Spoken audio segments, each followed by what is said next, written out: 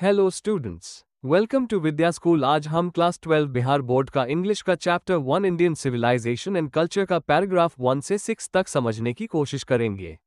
मैं मानता हूं कि भारत ने जो सभ्यता विकसित की है वो दुनिया में किसी से कम नहीं है। हमारे पूर्वजों द्वारा बोए गए बीज अद्वितीय है। रोम खत्म हो गया, ग्रीस का भी वही हश्र हुआ, फिरौन का साम्राज्य टूट गया, जापान पूरी तरह पश्चिमी सभ्यता में ढल गया और चीन के बारे में कुछ कहना मुश्किल है। लेकिन भारत आज भी अपनी जड़ों से मजबूती से जुड़ा हुआ है। यूरोप के लोग ग्रीस और रोम के उन लेखकों से सीखते हैं जिनकी सभ्यता अब पहले जैसी नहीं रही। वे ये सोचते हैं कि ग्रीस और रोम की गलतियों से बचकर वे खुद को सुरक्षित रख सकते हैं, लेकिन यह उनकी दयनीय स्थिति को ही दर्शाता है। इन सबके बीच भारत अडिग बना हुआ है और यही उसकी महानता है। भारत पर यह आरोप लगाया जाता है कि यहाँ के लोग असभ्य, अज्ञानी और जड़ हैं, जो किसी भी बदलाव को स्वीकार करने के लिए तैयार नहीं होते। लेकिन यह वास्तव में हमारे गुणों पर लगाया गया एक आरोप है।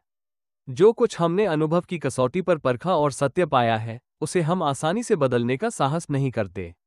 दुनिया के कई लोग भारत को अपनी सलाह देते हैं, लेकिन भारत अपनी राह पर अडिग रहता है। यही उसकी सुंदरता है, यही हमारा सबसे बड़ा संबल है। सभ्यता वह आचरण है जो मनुष्य को उसके कर्तव्यों का मार्ग दिखाती है। कर्तव्य का पालन और नैतिकता का अनुसरण एक ही बात है। नैतिकता का पालन करना अपने मन और इच्छाओं पर विजय प्राप्त करना है।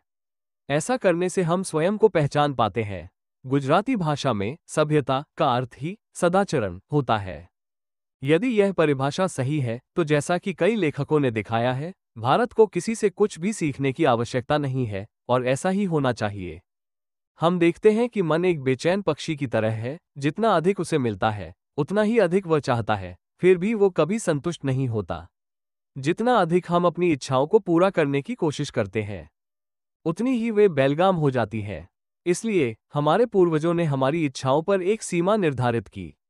उन्होंने समझा कि असली खुशी मुख्य रूप से मानसिक स्थिति पर निर्भर करती है।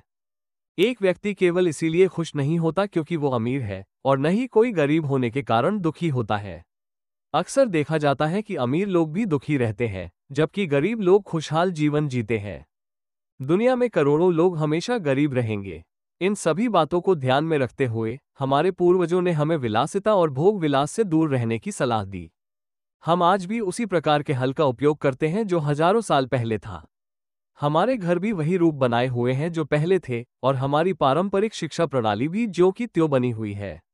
हमने कभी जीवन को नष्ट करने वाली प्रतियोगिता को अपने समाज में स्थान नहीं दिया। हर व्यक्ति अपने पेशे या व्यापार का पालन करता था और एक निश्चित मजदूरी लेता था। ऐसा नहीं था कि हम मशीनें बनाना नहीं जानते थे, बल्कि हमारे पूर्वज ये समझते थे कि यदि हम इन चीजों के प्रति अत्यधिक आकर्षित हो गए तो हम उनके गुलाम बन जाएंगे और अपनी नैतिकता खो देंगे। इसलिए गहन विचार विमर्श के बाद उन्होंने ये तय किया कि हमें केवल वही कार्य करने चाहिए जो हम अपने हाथों और पैरों से कर सकते हैं। उन्होंने देखा कि हमारी वास्तविक खुशी और स्वास्थ्य हमारे हाथों और पैरों के उचित उपयोग में ही निहित है।